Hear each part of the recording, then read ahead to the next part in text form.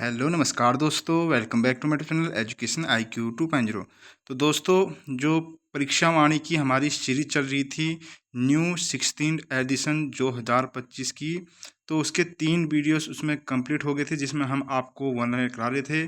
तो आज ये चौथी वीडियो है जिसमें हम वन एवं वन्य जीव संक्षिप्तिकी का वन लाइनर पढ़ेंगे, जो आपके आगामी एग्ज़ाम्स के लिए बहुत ही इंपॉर्टेंट होंगे, चाहे वो पुलिस का हो, बीडीओ, बीपीडीओ, पटवारी या फिर फॉरेस्ट गार्ड के हो। फ्रेंड्स, ये जो वन लाइनर हो या एमसीक्यू हो, इसके बाद एमसीक्यू सीरीज भी कराऊंगा मैं, बहुत ही इंपॉर्टेंट होने वाले हैं। तो फ्रेंड्स, अगर आपने पहले वाले वीडियोस को नहीं देखे तो आप फटाफट से उनको जाके देख लीजिए। वीडियोस आपको प्लेलिस्ट में दिख जाएंगे, एक अलग से प्लेलिस्ट बन रखा है। तो अब हम बिना टाइम वेस्ट करते हुए वीडियो को स्टार्ट करते हैं।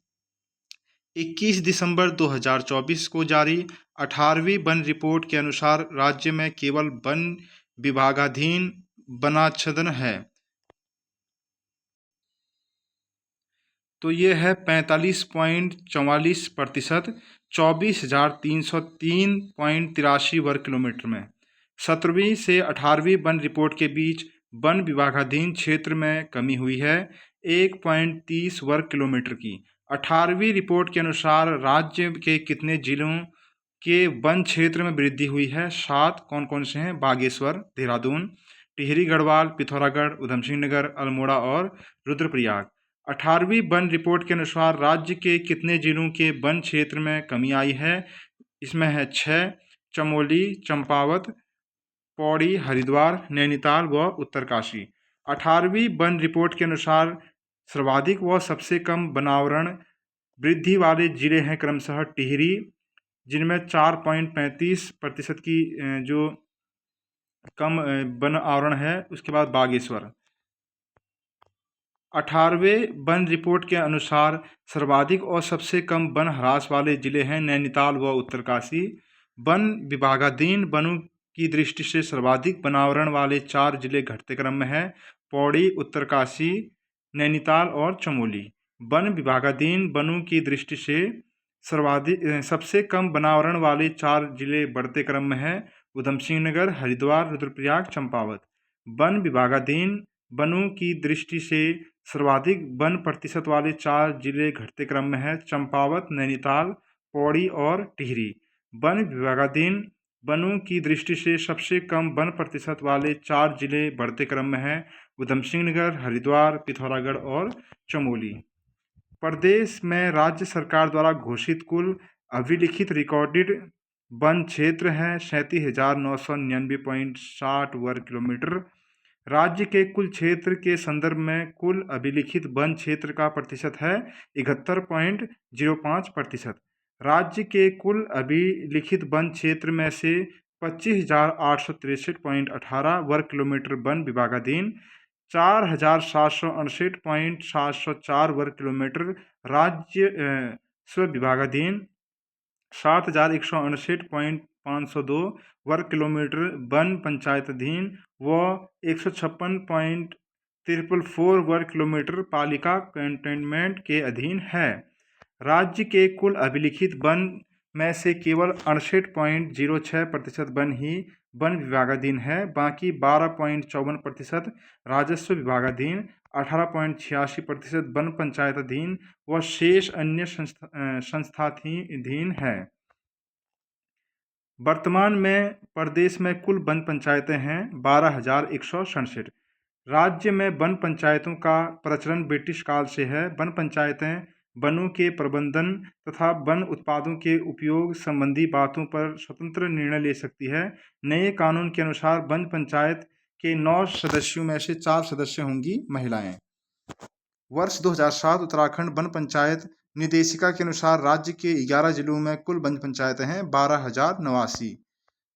उत्तराखंड वन सांख्यिकी 2017-18 के अनुसार राज्य के कुल अभिलिखित वन क्षेत्र में से 18.99% वन उत्तरकाशी में, 14.21% पिथौरागढ़ में, 13.32% चमोली में, 10.13% पौड़ी में, 8.46% टिहरी में, 7.85% नैनीताल में, 6.82% अल्मोड़ा में, 5.31% देहरादून में, 4.75% रुद्रप्रयाग में, 3.48% चंपावत में, 2.89% बागेश्वर में, 2.46% उधमसिंह नगर में है, जबकि हरिद्वार में केवल 1.90% है। प्रदेश में कुल अभिलिखित वन क्षेत्र में सबसे वन क्षेत्र वाले 4 जिले घटते क्रम में है, क्रमशः उत्तरकाशी, पिथौरागढ़, चमोली और पौड़ी। प्रदेश के कुल अभिलिखित वन क्षेत्र में सबसे कम वन क्षेत्र वाले 4 जिले बढ़ते क्रम में क्रमशः है, हरिद्वार, उधमसिंह नगर, बागेश्वर, चंपावत।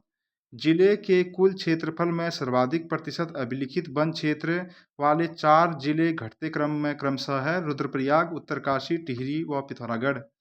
जिले के कुल क्षेत्रफल में सबसे कम प्रतिशत अभिलिखित वन क्षेत्र वाले 4 जिले बढ़ते क्रम में क्रमशः है, हरिद्वार, उधमसिंह नगर, बागेश्वर, चमोली।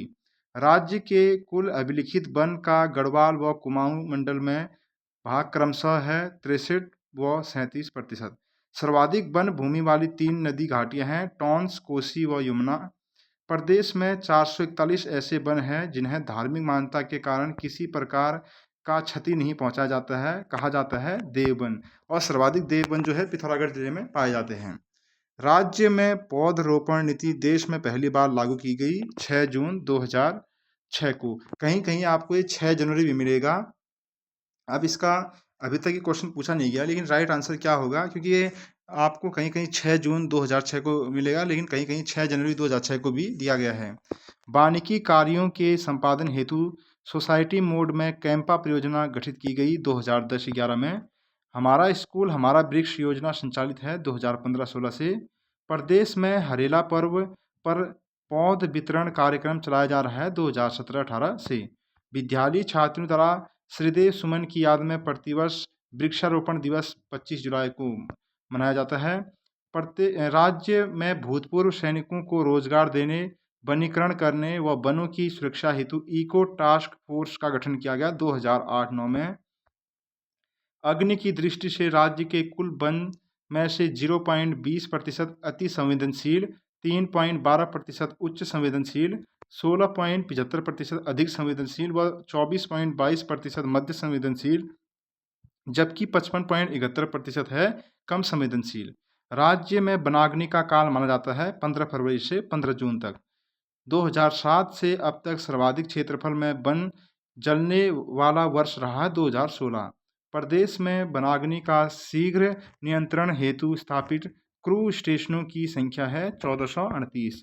देश के प्रथम वन महाविद्यालय की स्थापना की गई 1868 ईस्वी में, जो 1868 में फॉरेस्ट स्कूल ऑफ देहरादून। 1906 में फॉरेस्ट स्कूल का नाम हो गया इंपीरियल फॉरेस्ट रिसर्च इंस्टीट्यूट। स्वतंत्रता के बाद इसका नाम हो गया Indian forest research institute. Indian forest research institute को डीम्ड विश्वविद्यालय का दर्जा मिला 1991 में। अब इसके बाद बुग्याल आ जाते हैं। इसमें एल्पाइन घास के मैदानों को कहा जाता है बुग्याल, प्यार या मीडो या एल्पाइन पास्चर। राज्य में प्रमुख बुग्याल घास के मैदान हैं फूलों की घाटी, औली, गुरसो, चित्रकांठा, क्वारी, कल्पनाथ, रूपकुंड, बेदनी, हरकिदून, केदारकांठा और आदि। आप सभी को कमेंट करके बताना है कि फूलों की घाटी जो बुग्याल है वह राज्य के किस जिले में स्थित है। क्षेत्रफल में सबसे बड़ा बुग्याल है बेदनी बुग्याल, चमोली में। भ्योंडार घाटी में स्थित फूलों की घाटी बुग्याल की खोज 1931 में किस ब्रिटिश पर्वतारोही ने की थी? फ्रैंक स्मिथ ने। फूलों की घाटी नाम स्माइथ के लिए पुस्तक के कारण पड़ा था, द वैली ऑफ फ्लावर्स। फूलों की घाटी में फूल मिलते हैं लगभग 500 प्रकार के। फ्रैंक स्मिथ ने यहाँ लगभग 2500 पुष्पों व वनस्पतियों के एक स्थान पर होने का जिक्र किया। वे यहाँ से कितने पुष्प के बीच अपने साथ ले गए? लगभग 250 प्रकार के। ये भी बहुत इंपॉर्टेंट है, काफ़ी बार एग्जाम में पूछा गया है। फूलों की घाटी में फूलों के खिलने का समय है जुलाई के प्रथम सप्ताह से अक्टूबर के तृतीय सप्ताह तक। फूलों की घाटी के लिए खतरा बना वह पौधा जो तेजी से फैल रहा है अमेला या नटग्रास पॉलीगोनम। चिनाब घाटी पैनखांडा, चमोली में स्थित है। प्रदेश की द्वितीय फूलों की घाटी इनको कहा जाता है। जोशीमठ के पास वह कौन सा बुग्याल है जो कि नंदा देवी, कामेट, माणा, द्रोणगिरी, नीलकंठ, हाथी, गोरी आदि पर्वतों से घिरा है तथा स्कीइंग के लिए एशिया के सुंदरतम ढलानों से युक्त है और राज्य सरकार को स्कीइंग केंद्र के रूप में विकसित कर रही है। ओली, किस बुग्याल से हिमालय का सबसे भव्य दर्शन होता है? बगजी चमोली से। किस बुग्याल को वेदों का प्रणयन स्थान कहा जाता है और अपने सुंदर मखमली घासों के लिए प्रसिद्ध है? बेदनी चमोली। किस बुग्याल में शीतकालीन में स्कीइंग प्रशिक्षण दिया जाता है? दियारा उत्तरकाशी में।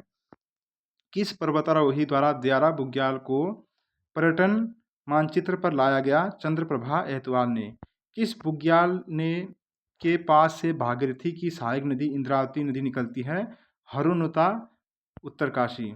चरथी बुग्याल स्थित है छिपलाकोट के निकट पिथौरागढ़। गुलाबी कांठा बुग्याल स्थित है हनुमान चट्टी के निकट उत्तरकाशी।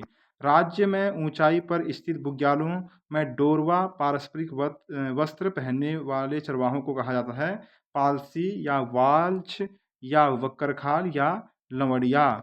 ये हाल ही में किसी एग्जाम में पूछा गया था, बहुत ही इंपॉर्टेंट क्वेश्चन बन जाता है ये भी। अब उसके बाद वनौषधियाँ आ जाती है। चरक संहिता में उत्तराखंड भूक्षेत्र को वनस्पति बगीचा कहा गया है, जबकि हिमालय को कहा गया है हिम वन औषधि भूमि नाम। राज्य में कितने प्रकार के औषधीय पौधे पाए जाते हैं? लगभग 500। राज्य में सर्वप्रथम किस औषधीय पौधे की खेती शुरू हुई थी? बेलाडोना की। वर्तमान में राज्य में कई वनस्पतियों की खेती की जाती है, जिसमें से अफीम, कुटकी, पाइरेथम, जिरेनियम, ब्राली, सतावर, तुलसी, जैफरोटा आदि जो प्रमुख हैं।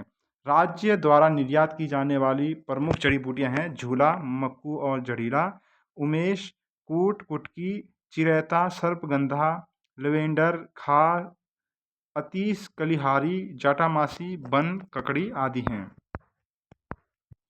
जड़ी बूटियों के संग्रहण के कार्य सर्वप्रथम सहकारिता विभाग द्वारा शुरू किया गया था 1972 में। जड़ी बूटियों के संरक्षण एवं संग्रहण के लिए जिलेवार भेजक सहकारी समितियां ये 1980 में मोहनारी व देघाट अल्मोड़ा में है, जहरी खाल पौड़ी में व जोशीमठ में स्थापित किया गया जड़ी बूटी क्लस्टर। वन प्रबंधन अधिनियम 1982 में कितनी जड़ी बूटियों को प्रतिबंधित किया गया? 114। राज्य को घोषित किया गया हर्बल स्टेट। जड़ी बूटियों के विकास हेतु मुख्यमंत्री ने अध्यक्षता में गठित की गई औषधीय पादप बोर्ड।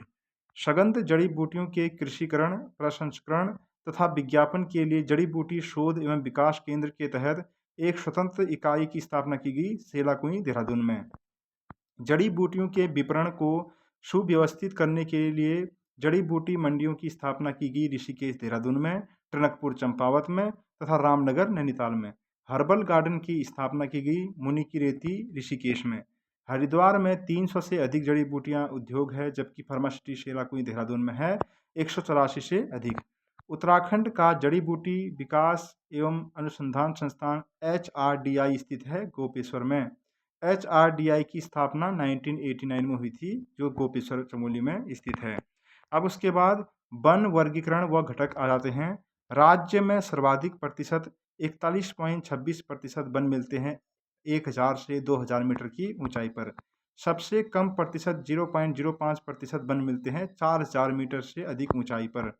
राज्य के उपोष्ण कटिबंधीय वनों का प्रमुख वृक्ष है साल, जो बहुत ही इंपॉर्टेंट क्वेश्चन बन जाता है। ये काफ़ी बार एग्जाम में पूछा भी गया है, तो आप इसको जरूर कर लेना। राज्य में उष्ण कटिबंधीय शुष्क वन 1500 मीटर से कम ऊंचाई वाले उन क्षेत्रों में पाए जाते हैं जहां वर्षा कम होती है। 1500 मीटर की ऊंचाई वाले उन क्षेत्रों को जहां वर्षा अधिक होती है, जैसे शिवालिक और दून क्षेत्र में पाए जाते हैं उष्ण कटिबंधीय आर्द्र पतझड़ वन। 900 मीटर से 1800 मीटर की ऊंचाई तक पाए जाने वाले कोणधारी वनों का प्रमुख वृक्ष है चीड़। राज्य में 1800 मीटर से 2700 मीटर की ऊंचाई पर पाए जाते हैं पर्वतीय शीतोष्ण वन। राज्य में टुंडा तुल्य वनस्पतियां काई, लीचेन आदि पाई जाती है 3600 से 4800 मीटर की ऊंचाई तक। 4800 मीटर से अधिक ऊंचाई पर कोई वनस्पति नहीं मिलती है।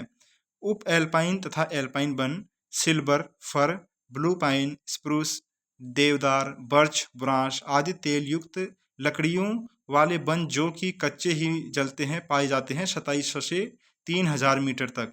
एल्पाइन झाड़ियाँ तथा घास जूनिपर, बिली, रिब्स आदि घासें के मैदान पाए जाते हैं 3000 से 3600 मीटर की ऊंचाई तक। राज्य के वनों में मिलने वाली प्रमुख झाड़ियां हैं रिंगाल, भांग, शकीना, किलमोड़ा, काला हिसालू, घिनू, घिंगोरा, घोला, तुंगला, चमलाई, बिंदु आदि। राज्य के वनों में पाए जाने वाले प्रमुख वृक्ष हैं बुरांश, बांज, चीड़, देवदार, अखरोट, उतीस, भीमल, भोजपत्र, भुज, काफल, कचनार, आंवला, कठमालू, बकेल, मेहल, भमोर, प्यामन, सुरई, अयार आदि।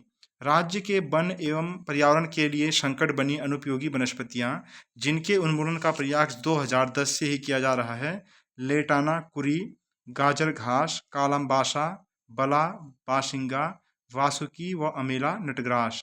चीड़ से वह कौन सा पदार्थ प्राप्त होता है जिसके उपयोग बिरोजा तथा तारपीन बनाने के लिए किया जाता है? लीसा। उत्तराखंड का वरदान और स्थानीय भाषा में शिव की जटा कहा जाने वाले शीतोष्ण कटिबंधीय बांज वृक्ष की पूरे विश्व में 40 प्रजातियां पाई जाती है, लेकिन उत्तराखंड में इसकी केवल 5 प्रजातियां पाई जाती है।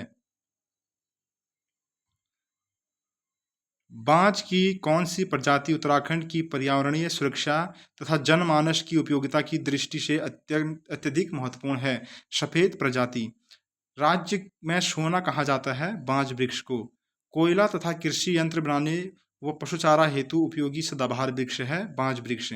सबसे उत्तम इमारती लकड़ी व तेल निकालने हेतु उपयोगी है देवदार वृक्ष। राजकीय वनों के अनुमानित कुल वृक्ष निधि में से सर्वाधिक अंश चीड़ पाइन का है, फिर क्रमशः है साल, बांज, सप्रूस, फर, सेन, यूकेलिप्टस, देवदार व सागौन आदि के। अब उसके बाद महत्वपूर्ण वन आंदोलन आ जाते हैं। टिहरी रियासत के विरुद्ध 1930 में चले रवाई या तिलाड़ी आंदोलन का उद्देश्य था नए वन कानून को समाप्त करना। तिलाड़ी आंदोलन से संबंधित किस तिथि को आज भी शहीद दिवस के रूप में मनाया जाता है? 30 मई को।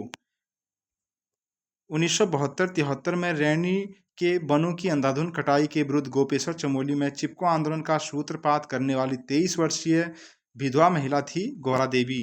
किस आंदोलन का प्रारंभिक नारा हिम पुत्रियों की ललकार, वन नीति बदले सरकार, वन जागे वनवासी जागे था? चिपको आंदोलन का। चिपको आंदोलन का प्रसिद्ध नारा था क्या है जंगल के उपकार, मिट्टी पानी और बयार जिंदा रहने का आधार। किस पर्यावरणविदों के नेतृत्व में चिपको आंदोलन को विस्तार मिला और इसका फैलाव संपूर्ण पर्यावरण तक हो गया? सुंदरलाल बहुगुणा और चांदी प्रसाद भट्ट। बहुगुणा का नारा था हिमालय बचाओ देश बचाओ। डोंगी पतौली चमोली वन आंदोलन जंगलों की कटाई के विरुद्ध था बांज के वृक्ष। 80 के दशक में उफ्रेकाल पौड़ी के युवाओं द्वारा पानी की कमी को दूर करने के लिए सच्चिदानंद भारती के नेतृत्व में कौन सा आंदोलन चलाया गया था? 1989 में पानी रखो आंदोलन। सच्चिदानंद भारती ने किस संस्था की स्थापना कर वनों की अंधाधुंध कटाई को रुकवाया था? दूधातोली लोक विकास संस्थान। वृक्षों की कटाई के विरुद्ध 1997 में टिहरी के भिलंगना क्षेत्र में कौन सा आंदोलन चला था? रक्षासूत्र आंदोलन। गढ़वाल क्षेत्र में 1995 में मैती माइका आंदोलन का सूत्रपात किया कल्याण सिंह रावत ने। किस आंदोलन में केवल अविवाहित युवतियां ही शामिल होती थी? मैती आंदोलन।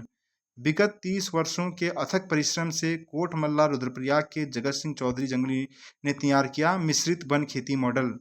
1949 में वृक्ष विहीन पहाड़ों पर वृक्षारोपण करने वाले विश्वेश्वर दत्त संकलानी को कहा जाता था वृक्ष मानव।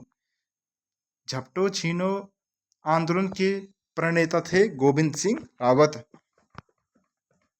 वन्य जीव संरक्षण से यहाँ पर आ जाता है वन्य जीवों के संरक्षण हेतु प्रदेश में 6 राष्ट्रीय उद्यान हैं, 7 वन्य जीव विहार हैं, 1 पक्षी संरक्षण आरक्षित सहित कुल 4 संरक्षण आरक्षित हैं, 1 उच्च स्तरीय प्राणी संस्थान उद्यान है, 1 जैव सुरक्षित क्षेत्र है। PIB के अनुसार अगस्त 2023 तक उत्तराखंड में कुल चिड़ियाघर थे 3। राज्य का प्रथम चिड़ियाघर मालसी डियर पार्क की जगह स्थित है देहरादून में। राज्य का द्वितीय चिड़ियाघर 400 है क्षेत्र में निर्माणाधीन देश में अपनी तरह का पहला अंतर्राष्ट्रीय स्तर का चिड़ियाघर है। कार्बन न्यूट्रल जू होगा गोलापार हल्द्वानी। गोविंद बल्लभ पंत राजकीय प्राणी उद्यान स्थित है नैनीताल में। राज्य का प्रथम वन्य जीव संरक्षण केंद्र मोतीचूर वन्य जीव विहार की स्थापना 1936। था, इसके बाद शामिल कर दिया गया राजाजी राष्ट्रीय उद्यान में। ये 1935 इसका होगा, जो मोतीचूर वन्यजीव विहार 1935 में था। राज्य के कुल राष्ट्रीय उद्यान है 6: कॉर्बेट, गोविंद, नंदा देवी, फूलों की घाटी, राजाजी तथा गंगोत्री। भारत तथा एवं एशिया के प्रथम राष्ट्रीय उद्यान के रूप में 1936 में नैनीताल के गवर्नर हैली के नाम पर हैली राष्ट्रीय उद्यान की स्थापना की गई। स्वतंत्रता के बाद इसका नाम रामगंगा नेशनल पार्क, फिर 1957 में इसका नाम कर दिया गया जिम कॉर्बेट राष्ट्रीय पार्क। जिम कॉर्बेट राष्ट्रीय उद्यान का विस्तार है पौड़ी और नैनीताल के जिलों में। कॉर्बेट राष्ट्रीय उद्यान के मध्य में स्थित है पाटलिदून। कॉर्बेट राष्ट्रीय उद्यान के मध्य से होकर बहती है कोसी, रामगंगा, मंडल, सोना आदि नदियाँ। किस राष्ट्रीय उद्यान में सर्वाधिक पर्यटक आते हैं? कॉर्बेट राष्ट्रीय उद्यान में। सर्वाधिक बाघों वाला राष्ट्रीय उद्यान है कॉर्बेट राष्ट्रीय उद्यान। देश के बाघों के सर्वाधिक घनत्व वाला राष्ट्रीय उद्यान है कॉर्बेट राष्ट्रीय उद्यान। कॉर्बेट को प्रोजेक्ट टाइगर के अंतर्गत शामिल किया गया है 1973 में। राजाजी राष्ट्रीय उद्यान को प्रोजेक्ट टाइगर के अंतर्गत शामिल किया गया 2015 में। राजाजी राष्ट्रीय उद्यान में एशियाई हाथियों के साथ साथ चीला व घोरी रेंज में है बाघ टाइगर। राजाजी उद्यान के चीला रेंज में पर्यटकों हेतु सुविधा है उपलब्ध है एलिफेंट सफारी। फूलों की घाटी या पुष्पावती राष्ट्रीय उद्यान किस जिले में है? नर व गंधमादक पर्वतों के मध्य। फूलों की घाटी में कौन सी नदी बहती है? पुष्पावती नदी। 1982 में स्थापित नंदा देवी राष्ट्रीय उद्यान स्थित है चमोली जिले में। 1990 में स्थापित गोविंद व 1989 में स्थापित गंगोत्री राष्ट्रीय उद्यान है उत्तरकाशी में। 1983 में स्थापित राजाजी राष्ट्रीय उद्यान देहरादून, पौड़ी एवं हरिद्वार जिलों में विस्तृत है, लेकिन इसका मुख्यालय है देहरादून में। सर्वाधिक हाथी एवं बारहसिंगु वाला राष्ट्रीय उद्यान है राजाजी राष्ट्रीय उद्यान। एशियाई हाथियों के लिए मशहूर राष्ट्रीय उद्यान है राजाजी राष्ट्रीय उद्यान। कस्तूरी मृगों वाला राष्ट्रीय उद्यान है फूलों की घाटी चमोली में। सबसे पुराना और सबसे नया राष्ट्रीय उद्यान है कॉर्बेट और गंगोत्री उत्तरकाशी में। सबसे बड़ा और सबसे छोटा राष्ट्रीय उद्यान है गंगोत्री और फूलों की घाटी। कॉर्बेट राष्ट्रीय उद्यान और अभ्यारण्य वाला जिला है चमोली। प्रदेश में कुल वन्यजीव विहार हैं 7: गोविंद, केदारनाथ, अस्कोट, सुना नदी, विंसर, मसूरी, नंधौर। वन्य जंतुओं के संरक्षण हेतु दिसंबर 2012 में गठित वन्य जीव विहार है नंदौर वन्य जीव विहार नैनीताल में। सबसे पुराना और सबसे नया वन्य जीव विहार है गोविंद 1955 में सबसे पुराना है, उत्तरकाशी में है, नंदौर 2012 में, नैनीताल और चंपावत में है सबसे नया। सर्वाधिक कस्तूरी मृगों वाला वन्यजीव विहार है अस्कोट वन्यजीव विहार पिथौरागढ़। सबसे बड़ा वन्यजीव विहार है केदारनाथ वन्यजीव विहार चमोली रुद्रप्रयाग। सबसे छोटा वन्यजीव विहार है मसूरी वन्यजीव विहार देहरादून। प्रदेश में कुल संरक्षण आरक्षित हैं 4: आसन, झिलमिल, पवलगढ़ और नैना देवी पक्षी संरक्षण आरक्षित। आसन कंजर्वेशन रिजर्व देहरादून, झिलमिल हरिद्वार, जबकि पवालगढ़ व नैना देवी नैनीताल में। 4.44 वर्ग किलोमीटर क्षेत्र में देहरादून में 2005 में स्थापित आसन वेटलैंड एवं कंजर्वेशन रिजर्व है देश का प्रथम कंजर्वेशन रिजर्व। आसन वेटलैंड एवं कंजर्वेशन रिजर्व को रामसर साइट घोषित किया गया 2020 में। बारहसिंगु स्वैप का बसेरा है झिलमिल कंजर्वेशन रिजर्व हरिद्वार। पक्षियों के संरक्षण हेतु नैनीताल जिले में 111.9 वर्ग किलोमीटर क्षेत्र में 2015 से स्थापित किया गया Naina Devi Himalaya bird conservation reserve. Naina Devi पक्षी रिजर्व में पक्षी प्रजातियां पाई जाती है लगभग 600। प्रदेश में कुल उच्च स्तरीय प्राणी उद्यान है। पहला है गोविंद बल्लभ पंत उच्च स्तरीय प्राणी उद्यान नैनीताल में। प्रदेश में कुल जैव मंडल सुरक्षित आरक्षित क्षेत्र है। पहला नंदा देवी जैव मंडलीय सुरक्षित क्षेत्र 1988 में स्थापित। यह सुरक्षित क्षेत्र चमोली, बागेश्वर, पिथौरागढ़ में 586 वर्ग किलोमीटर क्षेत्र में फैला है। यूनेस्को द्वारा विश्व धरोहर सूची में शामिल किया गया राज्य जैव क्षेत्र है 2: नंदा देवी 1988 में और 14 जुलाई 2005 को फूलों की घाटी। महरोड़ी कस्तूरी मृग अनुसंधान केंद्र है 1974 में राज्य सरकार द्वारा स्थापित। भारत सरकार द्वारा स्थापित कस्तूरी मृग अनुसंधान केंद्र या फार्म है पिथौरागढ़ के कोटमनिया धर्मघर के पास स्थित महरौली में। 1982 में राज्य सरकार द्वारा स्थापित कस्तूरी मृग प्रजनन एवं संरक्षण केंद्र का फार्म है चमोली के गोपेश्वर के पास स्थित कांचुला खर्क में। बर्फीले क्षेत्र में के प्रमुख जंतु हैं जैसे हिमालयी भेड़ भरल, कस्तूरी मृग, भूरा भालू, हिमालयी बकरा घेर, बर्फ का बाघ, घुघुती, कबूतर जैसा पक्षी, हिलाशया कोकला, हरा कबूतर, मलियो हिमालयी कबूतर, चकोर हिमालयी तीतर, कोकलाश हिमालयी मुर्गा, मोनाल हिमालयी मोर, सबसे रंगीन पक्षी व चनक चीनी बटेर आदि। वन्य जीव गणना 2008 के अनुसार राज्य में कुल भालू व गुलदार हैं 2121 भालू हैं, 2335 गुलदार हैं। वन्य जीव गणना 2008 के अनुसार राज्य में बंदर और लंगूर है 1,46,423 तो बंदर हैं और 54,804 लंगूर हैं। वन्य जीव गणना 2008 के अनुसार कुल कस्तूरी मृग कितने हैं? ये हैं 376 कस्तूरी मृग है और चीतल 53,730 चीतल हैं। वर्ष 2020 की गणना के अनुसार राज्य में 77 घड़ियाल व 194 उदबिलाव हैं जबकि मगरमच्छ हैं 451। वर्ष 2022 के में राज्य में कुल तेंदुए 652, 2018 में 839।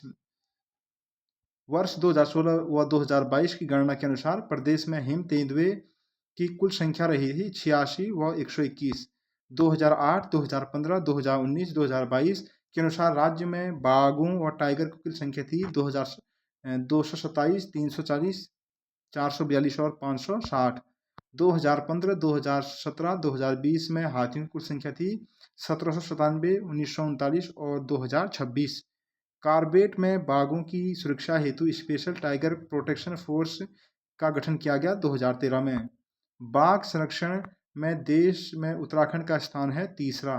देश में सर्वाधिक बाघों की संख्या वाला टाइगर रिजर्व है कॉर्बेट 260।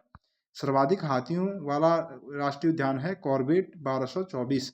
हाथियों के इलाज हेतु राज्य का पहला हाथी अस्पताल बनाया गया चीड़ा वन रेंज हरिद्वार। घायल व बीमार वन्य जीवों के उपचार हेतु रेस्क्यू सेंटर है चिड़ियापुर हरिद्वार। राज्य का पहला बंदरबाड़ा बनाया जा रहा है चंडाक पिथौरागढ़ में। देश का पहला स्नो लेपर्ड कंजर्वेशन सेंटर विकसित किया जा रहा है गंगोत्री नेशनल पार्क उत्तरकाशी में। प्रदेश में मानव वन्य जीव संरक्षण संघर्ष रोकथाम योजना शुरू की गई 2012-13 से। तो दोस्तों आज हमारा ये परीक्षावाणी जो न्यू एडिशन है उसका चौथा वन लाइनर ये कंप्लीट हो चुका है। फ्रेंड्स अब जो नेक्स्ट है इसमें कल इसकी वीडियो आएगी नेक्स्ट खनिज संक्षिप्त के ऊपर।